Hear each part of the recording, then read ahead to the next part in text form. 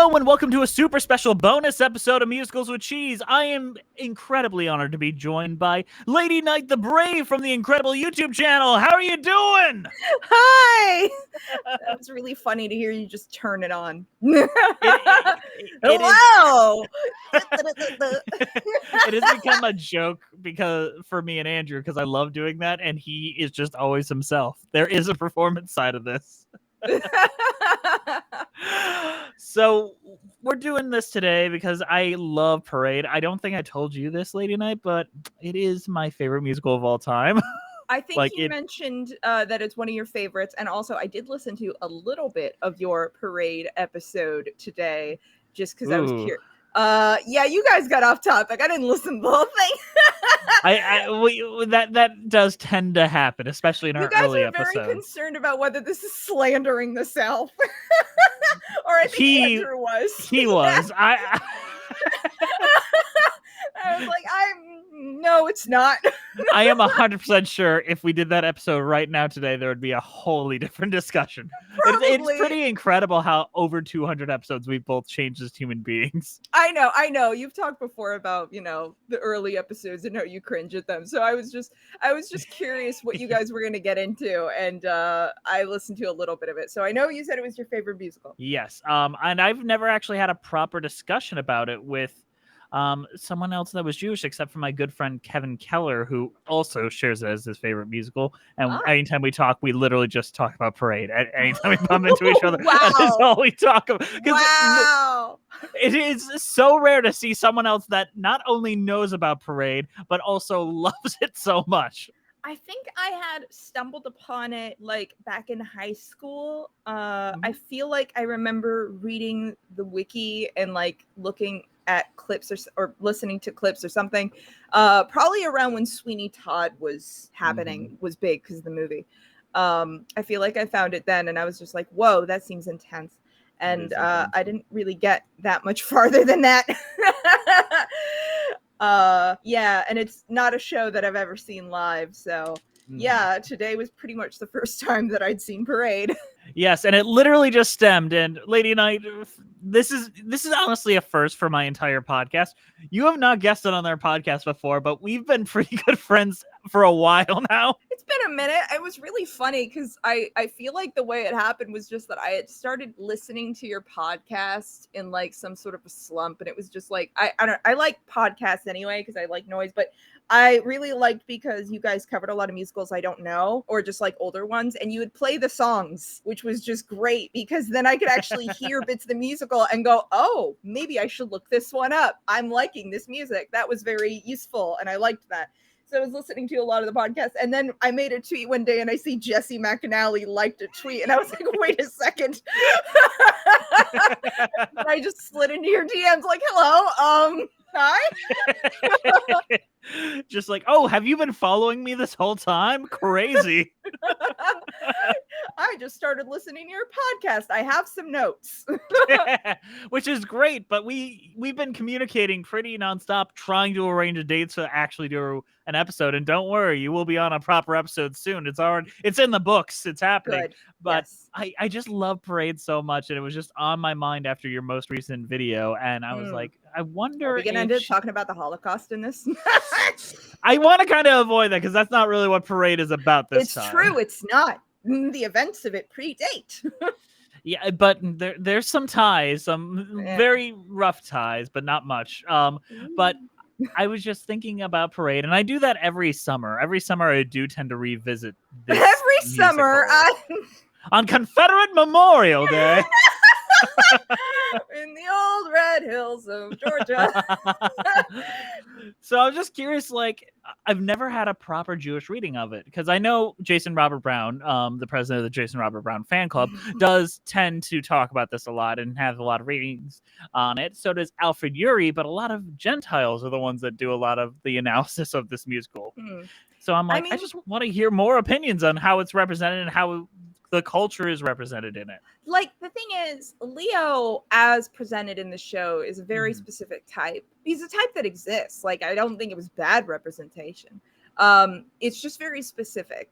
One, to the time, and two, to the region. Like there's just a type of New York Jew that he's kind of being in the show. There were little details that I really liked in the 2009 production that you sent me. When he sang the Shema, he starts to do that little bob back and forth. That's a thing people do in synagogues. That's a thing people do when they pray. That was a little detail. I really liked that. I also found it really funny, the bit about Mary Fagin, that he went like Fagin, and because my mind jumped to that immediately too, like Fagin, the extremely anti-Semitic stereotype from Oliver Twist. And then he goes, "Oh, as in phalanx, okay," and I was like, "That's cute." That made me laugh. So, I think that's like a lot of people describe Parade as very dour, but I think there's a good amount of comedy in it where it feels like an honest, lived-in world, and the characters feel real. I can't say I laughed at a ton of the jokes. Honestly, I think the one that made me laugh the most was the wife when she comes to visit him on the prison farm, and he's like, "Have you bribed that guard yet?" And she's like, "Not yet." I was like, "Oh, that's 10 out of 10. I honestly, because the subject matter was so heavy, I was not laughing a lot, but like I appreciated some of the jokes, I guess. I don't know. I wouldn't even call them jokes. I'd just call them character moments. I mean, it's honestly, it's the style of delivery was reminding me of like Borscht Belt comedians. Like there's just kind of a kind of a way that some of those lines are delivered that is very like, this is how Jewish comedians say funny things. Not for bad or good, just kind of that was what I noticed. Neutral statement. Yeah. I can see that too, and there's been so many different ways people played it. Some people played it more sincere. Laura Benanti tended to play it more comedy because that's what her strength is. But there's just moments where I'm just like, that feels real. Like when Leo's afraid to bring up having sex with his wife, she's like, "It's all over the Bible. Come on." That was cute. I thought it was interesting, honestly, that it all leads to like their, I guess, marriage nuptials finally, like in the prison. Like that, at least that's the way it looks in the 2009 production. Like they literally lie down in bed, and I was like, "Oh wow, all right." I mean, I don't know that I needed that. I would have loved a nice hug, but like, I guess we set it up in Act 1. They gotta fuck.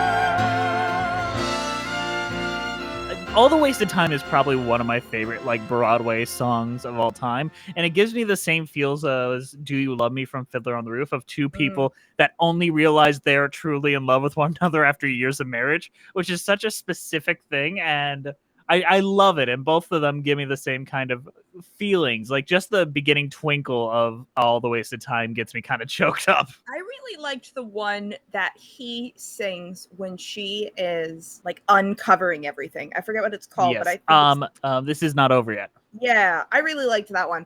You know what's funny is I really loved the wife, Lucille, but I also felt like there was a step missing for her development, because she just never really questions her husband. Like she kind of does once, but mostly she's just so loyal. And even when he's being kind of a jackass, she's still being very loving and bringing him meals. And I was like, I would have loved a moment, maybe in Act 1, where she had a song to just be like, I am having some complicated feelings about what they're saying about my husband. Like, I think in theory that's supposed to be "You Don't Know This Man." Yeah, where but that's still her being loyal to the end. Like she's still just being. I think the question at the end where it's like, you're saying all these things, but you're not saying he's innocent, and then she doesn't answer. I feel like that is enough because they're of an all answer. anti-Semitic shitheads. Honestly, The thing I found most interesting about her is that she's also Jewish, but she's a Southern Jew. And Mhm. they don't harp on that a lot because they're very coding Leo as like, New York Yankee Jew, but she's also Jewish. And so like there is a level of fear, I think, for her too in every Yes. interaction that I'm just like, I don't know, I would have gotten out of there too. I would have left. But I don't think she leaves in the end. I think she's like, no, this is No, my I home. mean, it leaves that specific interaction. Gotcha. She does, and it's very interesting because this is a thing that I've seen across a lot of minorities where they want to highlight like I'm not this. I'm like I have a friend who's like I don't know half quarter Japanese whatever, but she'll say like she's an American Japanese person, like she'll foreground that, and so for her to just be like I'm a Georgia girl, I was like, huh, that's interesting. I think she's an interesting character. I just feel like there's a step missing in her development that I would have loved. I agree. Yeah. I agree. So fun fact, what development was there was not originally there. That's not So surprising. in the place of Do It Alone, Leo, which I think is one of the more effective songs Yeah, no, in their that sounds development. great. It just used to be a Leo moment where he just sings about having something to say and writing about his own innocence. That was what was originally there, and it doesn't work as well. I'll play a little clip of it here. Yeah, it doesn't work that well, in my opinion. You needed the tagline for this show when it hit Broadway was a true story, a love story, and I think that is what really does tend to work here. I have a lot of trouble with true crime in most media. It's something I just struggle with. I think this is the only way you could do a true crime musical effectively. Honestly, I think the one thing in the show that I think is a real fuck up isn't anything involving the Jewish rep. I think the fact that they actually implicate that one guy, Jim the Conley. chain gang guy. Yeah, I think the fact that because the part of the show that I thought was really effective is that not only are Jewish people a victim under white supremacy, but everybody's a victim under white supremacy, and marginalized groups can harm each other trying to survive under white supremacy. And I thought that was really, really well established. And like the way the maid ends up being made to, falsely whatever in the trial. And there's that whole number, the rumbling and the rolling number where the two. I can tell you this as a matter of fact, that the local hotels wouldn't be so packed if a little black girl had gotten attacked. Gone, gone, gone, gone. So they're coming now, yes sirree. Cause a white man gonna get hung, you see. There's a black man swinging in every tree, but they don't never pay attention. They'll never say why. But if a Yankee boy... But it is tempting to fall into that sort of trauma Olympics mindset, which is what they're doing in that song of being like, oh, now they care because a white man's going to get hung. And it's like, that's a valid response to have in that time period. And it's really interesting to see that depicted. And the fact that they then make a black man be the villain of the piece and very clearly say, this man raped that little girl, I think is a huge mistake. I also think it goes to show the sidestepping of a certain element of the Leo Frank case. Do you find it odd that Leo Frank's lawyer doesn't say anything? Oh, you mentioned something about this. Apparently that is in the other episode you said his lawyer was hella racist. Yeah, well, that was their defense. Like, how can you trust someone like that over our word? It like there was a lot of slurs being thrown around in which that court case. They still do a couple of N-words in the show. Not as much in the more recent productions. On the Broadway one, it's sung so many times. Like, and as a story written by two white Jewish men, it's a little distracting, and I think they made the right call by removing it. Yeah. According to Jason Robert Brown, a lot of choices were kind of forced on them by their director, Hal Prince. Do you know anything about Hal Prince? He's the one who said it's about cats. Yes, he did do that. Here he's like, it's about the tree. We really need to focus on the tree. Listen, I love the tree imagery that you showed me. I think that's stunning. I don't think that should be all there is, but I do think on its own, that is very beautiful.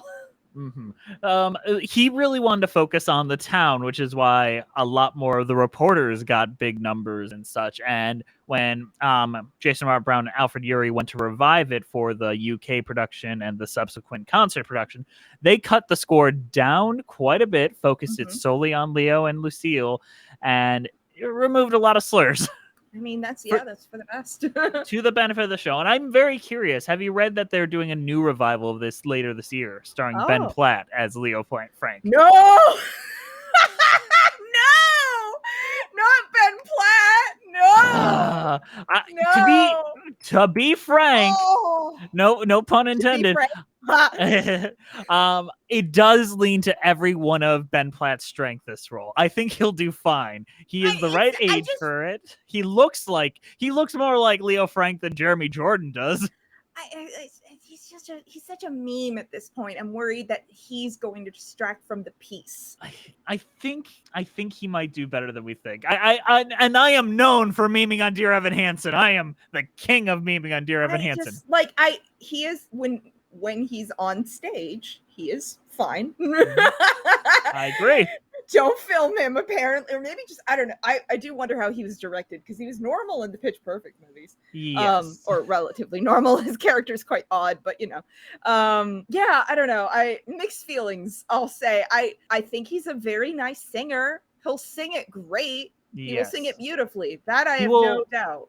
Act it well too. Like, I think he will. I don't think he's going to lean into the tears as much here. It's not a very tearful role.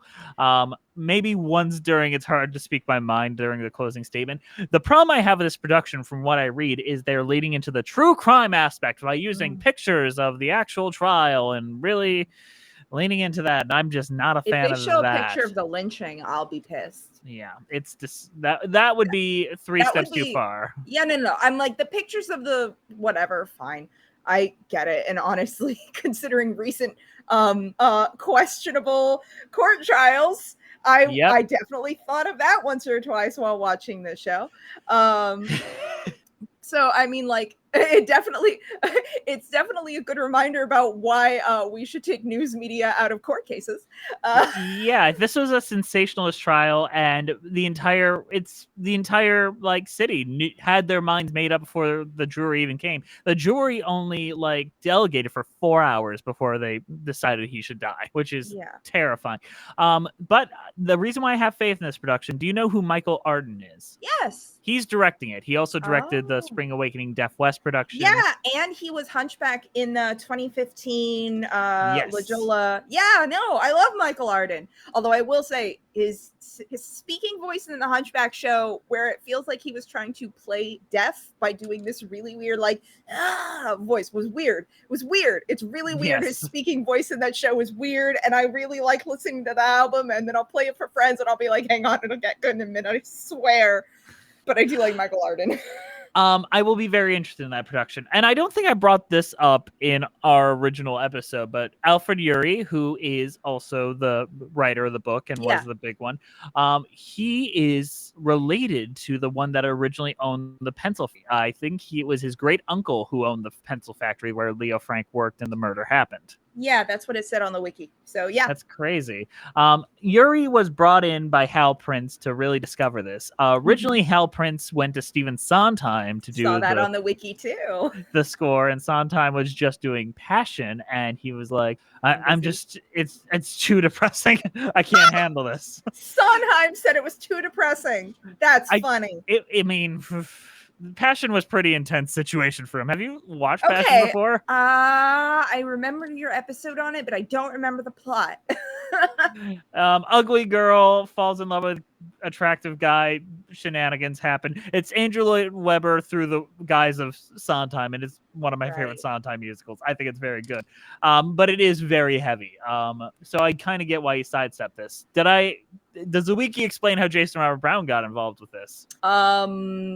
Somebody's daughter liked him for some reason. Hal Prince's daughter directed Songs for a New World, which was his song cycle. I think he was just barely 22, 23 or at the time. And she's like, oh no, he's really, really good. Come on in. And Jason Robert Brown wrote one song as his audition. And that song was The Old Red Hills of Home. Wow. And Alfred Ury cried. immediately as soon as hearing it. It's so interesting because I appreciate that the 2009 production was just not fucking around with their imagery. Like they were very clear about, which is so interesting in 2009. You know, that was a different time when you think about what was going on then. I mean, we were just into the Obama years. We thought we were safe. But they were being very pointed about their imagery. When they put on the hoods, I gasped. Like I could tell they were handing out the hoods. I could tell that's what was happening. And then they put them on and like all the use of the Confederate flag imagery, like they were being very, very pointed about what was being critiqued, which I liked. And I think honestly, the strongest thing that a new production would do would be to be even more pointed rather than show old, you know, newsreels or whatever the hell. Show January 6th footage. Just show pictures of January 6th during Old Hills of Georgia. Well, do you know what's happened in our most recent production of Assassins? No. So the Assassins ends with, it's about all the assassins of presidents. Right. Yes. Okay, yes. It ended with January 6th footage. That's smart. Like after they did that. But I think that because they opened the show before COVID and then they had to reopen post-COVID. So there was a post-COVID edition because they had already started doing previews before. So I think like if you're coming back to a new world, you got to adjust. And I completely agree. Yeah, I really hope they don't show the photo of the actual lynching. That would be tasteless. The thing is, you can't even Google Leo Frank just for information without seeing that lynching photo as like the first thing. Listen, I've looked at a lot of fucked up images recently. I'd be fine, but there are a lot of people who are sensitive to that sort of thing. Yeah. And I try to be careful in my own shit about showing real people's dead bodies because I think that is unkind to the dead. Very much so. So I would hope they don't do that. But yeah, I don't know. I like honestly, there wasn't a lot of Jewish stuff in the show, really. It was just a lot more of like, this is what anti-Semitism looks like, which like boy does it. There is that side of it, like you brought up, like the people of color kind of being used as pawns in this overall story, which ain't a great look. Yeah, no. Well, fighting white supremacy is a team sport. We weren't there yet, but you know, intersectionality is a new fun craze. We got to get on board that. And we weren't there in 1913 or whatever. Just culturally. It's interesting because there's not a lot about Judaism in it, really. I did think it was very powerful. I said this to you already, but I'll just for listeners. The second to last song is called Shema. Shema is like a major prayer that is just said a lot. Shema literally means like listen or hear. And he just says the Shema. I mean, not the whole thing, but he says like a line or two of it. And it was really good. I liked that bit. I thought that was really well done. How did you feel about it being the same melody as the old Red Hills of Home, the Georgians' connection to their beliefs? Baruch Shem Kevod Malchuso Leolam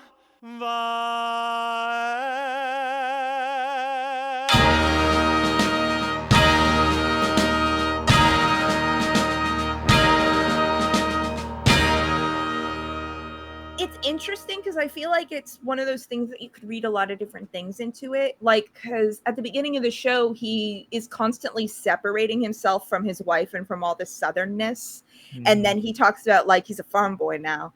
And it feels like he's accepting his own sort of being a part of the South now in the worst way, unfortunately. And I don't know. I feel like it could be read a lot of different ways about like the South co-opting his legacy. There's a lot of different readings I feel like you could put into that. Just him singing it to the tune of the Red Hills of Georgia song. I also really like the choice that at least in the 2009 one, Lucille doesn't sing during the finale. Like when they're all singing, she's just standing there on the stage, not saying anything. And it's really upsetting. You want her to sing just to like break the tension, but she doesn't. And I was like, that's a really good choice. It's upsetting me, but it's good. agree. There's a lot of things that are just upsetting but good. I think that might be an alternate title to this musical. Would you believe that this show flopped when it first premiered on Broadway? I would believe that very much. Yes, I would. It's people don't love those kinds of stories. They People really just want don't their love. bluesicles taken away from them. They just don't, honestly, because I think the thing that's difficult about the show is the complexity of it, in that there aren't a lot of good people. Like, Leo is shown to be a pretty flawed person. Yes. Not a rapist, but a flawed person. And he's not particularly nice, you know, to his wife for like the whole first act. He's kind of a piece of shit. And, you know, like, I guess his wife might be the one nice person in the show, but like, it's just, there's not a lot of people to root for. And the person who is the victim of the piece is a complicated, flawed person. And that's not something that people love to engage with. They like, you know, easy martyrs. I agree. But also the show's one of the most complicated things I think this show deals with in a lot of its portrayal is they don't have any mustache twirling villains in the same way. Like, I think I said this. The Chain Gang guy might be that. Yes. In the original production, I would say it was definitely that. In more recent productions, I think Josh Henry in the concert version played him as if he was innocent. That was a sincere choice I felt in that performance. I don't know. I feel like the lyrics just being what they are, where he's literally singing about taking a little girl in that song, that second song. Yeah. And then he just, honestly, the choice that he made that I thought was really interesting, almost funny, but upsetting, just like, I didn't know what to make of it, was that he keeps stopping at the microphones on his way off stage to go like, yeah. And then like, he stops and the next one goes, yeah. And then he gets like kind of shepherded off the stage. And I was like, I don't know what to make of that. Yeah. But, I don't know. I feel like the lyrics are the lyrics, and it's hard to just not be like, wow, that's a... There's a lot of, when I was doing research for this originally, there was an entire, I think this website's been taken down. There was an entire website dedicating to proving that Leo Frank was guilty the entire time, and that it's really against this, and has an entire section dedicated to like Jason Robert Brown and Alfred Urey are just the Hollywood elite trying to rewrite history to their, like, it's a very anti-Semitic website, like a horrifically terrible website. I'm not surprised. The thing is, I think the thing the show should have done is just not implicated anybody. It doesn't matter who did it. It's just that like a miscarriage of justice still took place. I think the writers believe that they did that, which is almost the worst part. Let's talk about the songs for a minute. Sure. Was there anyone that really stuck with you? Like one that's like, oh, that struck me. I liked the "It's Not Over Yet" song. Yes. That song is gorgeous. Yeah, that one was really great because that's like the moment where like their relationships hit like a really cool turning point, and it's fun to see that he's like, yeah, Lucille and me, and my wife is cool, and like that's just he's just I'm suddenly a wife guy. Yeah, he's become a wife guy, and it's wholesome. I like that. I actually thought that a really interesting number was the one where the little girls are singing at the trial, and then I don't remember the name of it, but the one where like a fantasy version of Leo just starts leching it up on stage. And honestly, I hate to say this, that was when Jeremy Jordan was probably at his best in the show. That's where he's more comfortable. So let's think about that scene first. It's the "Come Up to My Office" and the Factory Girls, where the girls been coached into saying this specific thing, and they're all singing it in a round, which is a brilliant way to show someone being coached. There's never been like a proper courtroom musical outside of this, but that was such a brilliant musical idea, effectively executed. Come on, come on, come on.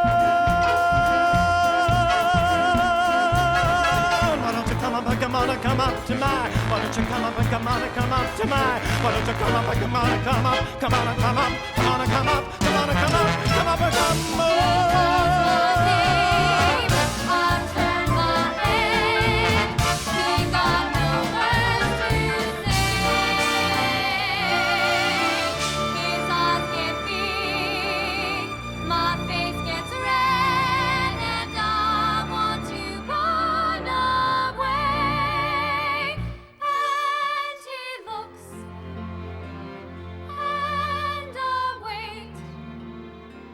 Well, and just because they're saying the same thing, even without it being in the round, it's they're saying the same thing, and you're just like, oh.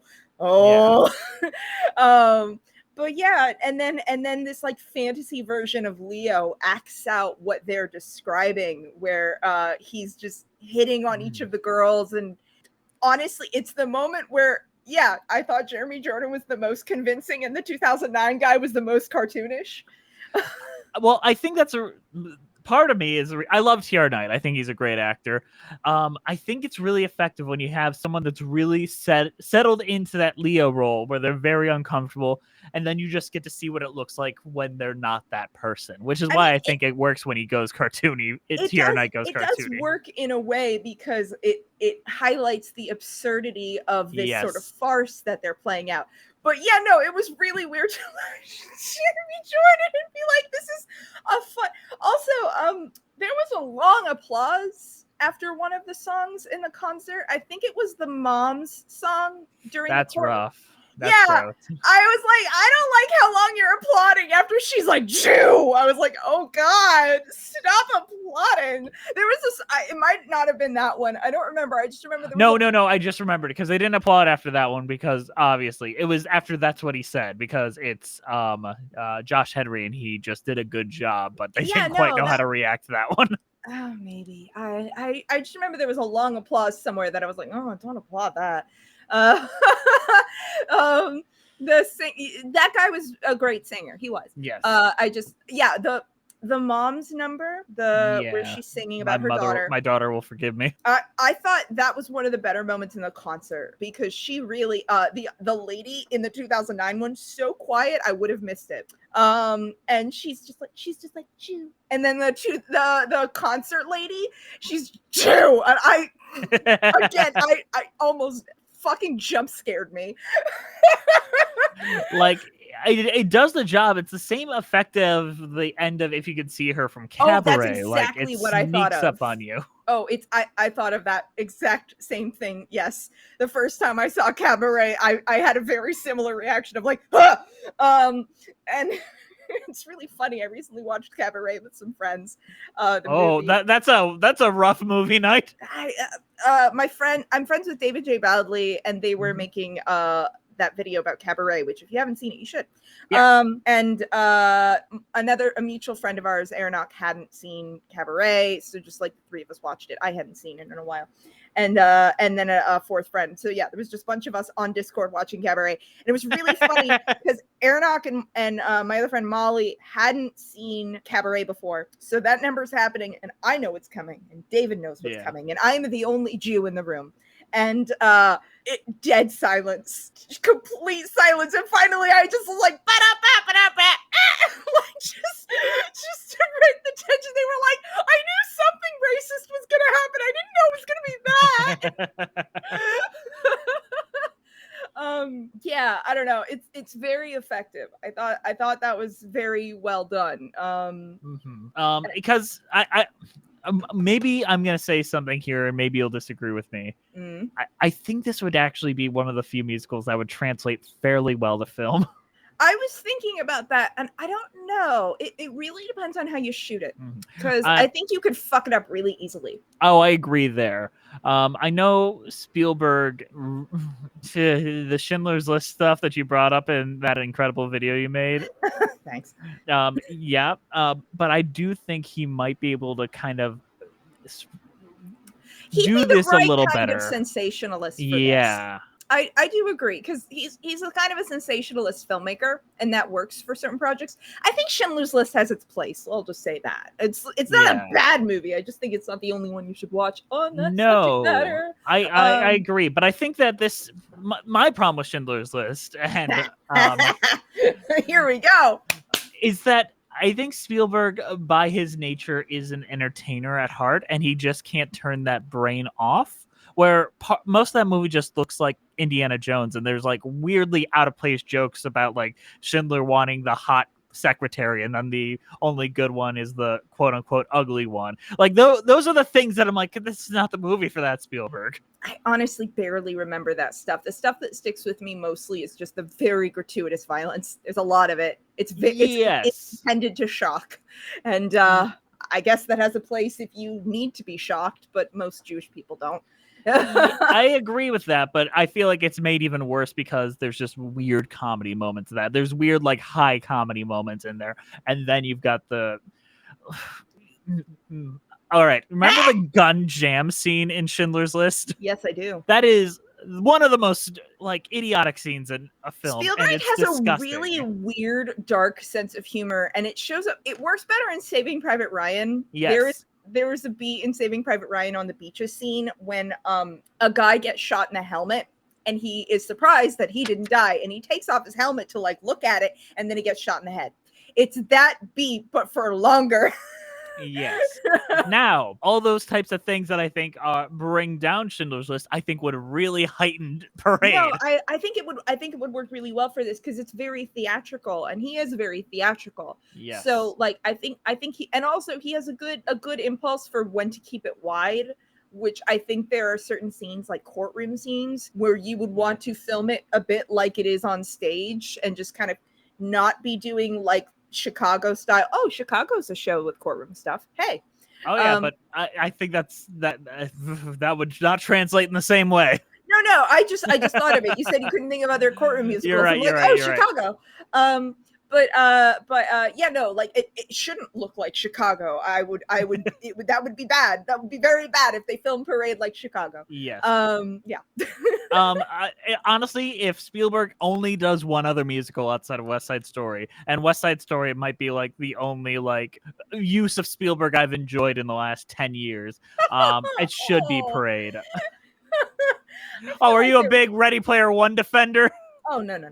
I'm trying to think. I'm like, it can't be all bad. I feel the like last good one was Bridge of Spies. I think that was the last one I enjoyed, and yeah, I didn't like Bridge of Spies that much. I mean, that was just me getting credit. I didn't like the BFG. Oh, I did like the BFG. I thought that was fun. It was so weird. It is very weird. I will give you that. I enjoyed that. I thought it was cute. Oh my gosh! Like, what else has he done in the last 10 years? I still stand by my statement, no matter what. The Post. No. Did he the do Post, Catch the Me If You Can? BFG. What was that? Did you do Catch Me If You Can? Was that him? Yes, he did. That was I in like 2002, though. That was like over 20 years ago. Oh. 20 years ago this year. So 10 years. Last 10 years. I need West to Side watch Story. Munich. I feel like Munich is good. I feel like it's. I have a feeling that one is. Munich is complicated. Yeah, I know, and it's made by a Jew. So I would be very interested to hear your opinion on Munich. Honestly, I would love to just start a film podcast to be able to talk about the things like this. But Munich might have the worst sex scene ever put to film. Okay, that's. You'll know it when you see it. I mean, I sure will. It's like pornography, you know, when you see it. It's not even that. It's just a badly done scene. I mean, listen, I don't like most sex scenes. I've talked about being ace before. Like, they don't do anything for me.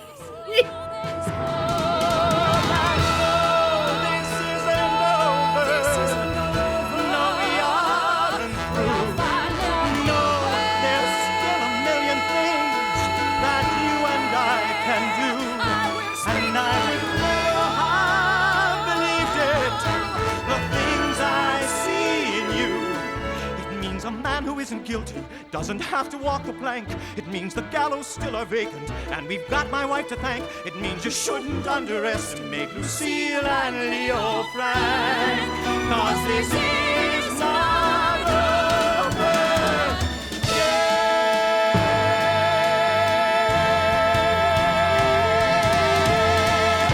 Why don't you give a cheese rating for Parade, just to wrap this all up? What's your overall thoughts on Parade and your cheese rating? It's official. You're on the show. You've got to give one. Oh. No, I know. I'm trying to think of like a kosher brand of cheese. I don't know. It's kosher mozzarella. Hell yeah. That's incredible. And you liked Parade. I'm going to assume that. Yeah, no, I did. I don't know that I'd revisit it again, but I did like it. I will say it's one of those shows that'll creep up on you. Like if a song from it comes up on your shuffle, that usually gets me in. I'm like, well, now I got to start that album from the start. Granted, songs have to I have to listen to songs a lot before they kind of stick with me sometimes. That's fair. That was kind of the case with this. Like, I'm not walking away really remembering the tune of most of the songs. I remember they were nice. But yeah, so like I don't know that these would go on my shuffle. I'm too busy listening to RRR over and over again. That's fair. I feel like by the end of the year we have to cover that on the show. I feel like that's like a perfect fodder. Do it! Talk about when a man punches a tiger. I feel like it's like the perfect goofy cheesy musical. Oh, That's also been making me so happy. Also, I've been told by people from India it's not technically a musical, but also the way it's been explained to me is that it's not a musical except when it is. Because it's 3 hours long and 30 genres packed into one movie. So it isn't technically a musical, but sometimes it does stop to be a musical. I want to see it, but also I don't have 3 hours to kill at this given moment in my life. Find 3 hours. I really want to. Also, just know that when you're watching it on Netflix, it's the movie is actually originally in Telugu, but it is on Netflix only available dubbed in Hindi. So you What will be the fuck? So you'll be reading subtitles and they will be dubbed. Can I purchase the movie? Not yet. I've been language? looking for it to be available on Blu-ray, but it has been in theaters a little bit. I did see it in theaters twice. I got to see it in Telugu in theaters. It was great. they had an intermission, and it was a lot of films from India have intermissions because they're long. Yes, so when the God. movie just randomly comes to this wild screen at about 90 minutes, and then the movie just starts again.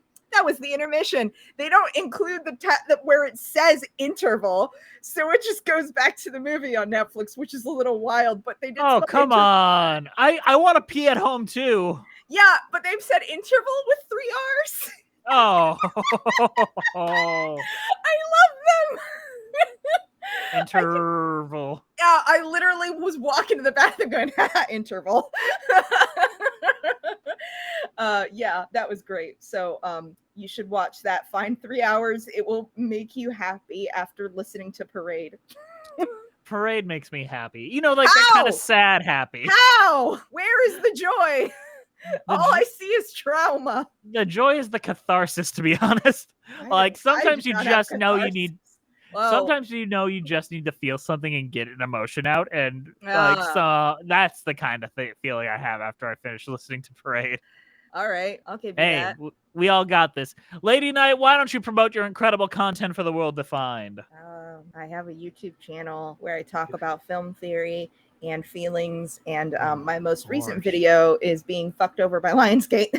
But if you live in America, you can watch it, and if you don't live in America, download a VPN and set your location to America. People have been commenting that they're doing that, and I'm like, good, do it. I'm so mad. I'm so mad. I couldn't edit it anymore because it was making me sad. So I just needed to get it done. And yeah, or you can watch it on Nebula. It is available in full on Nebula. It's just behind a paywall, which is frustrating with this subject matter. But I do videos about film theory and feelings, and not all of them are sad. Some of them are not sad. Rise of the Guardians video, one of the best videos on the internet. Oh, thank you. I want to do something really, really dumb next. I honestly thought about, like, if RRR was available on Blu-ray, I would think about that. But, like, I don't know. I'm like, maybe a retrospective of the Fast and Furious movies. Maybe I'll talk about Ever After. Like, I'm just like, I need to do something stupid. Honestly, an Ever After video, I think it's time that we need something like that. There's no behind the scenes on that movie. None. Nothing. I've bought the Blu-ray. It is empty. And like, I found like 3 articles where like Drew Barrymore like was like, oh yeah, I remember that movie, and like talked a little bit about her costumes or something. Like, just very little. I legit might try to like email people from that movie and be like, can you tell me about Ever After? Please tell me anything about this movie. Just tell me how this movie exists, please. Please tell me about it. Douglas, what's his face, who played the prince? He's not doing a lot. Douglas Walker? No. Email him. No! Your fixation with Doug Walker. You need therapy. Yeah. I think the meme has died now. We got an angry review on our iTunes about it, so I think we have to officially end the Now meme. just know that if you need to do a Mickey Mouse impression, it's just your Doug Walker voice. It's a very good Mickey Mouse. It but sounds like Mickey Mouse. I don't disagree, but it always gives Andrew like such a lightness anytime I bring him up. That it brought me such joy, but I've memed too close to the sun, I've Oh discovered. no, you girl boss too hard. I girl boss too hard and Doug Walker too far. No. This was such a joy. Thank you so much for your time today. I hope you had fun. And I can't wait till you come back on and we talk about the super special one. We got this one. We've been playing this one for a while, guys. I'm excited to talk about it. Get ooky spooky. All right. Get some whiskey. Yes. All right. We'll see you next time on Musicals with Cheese.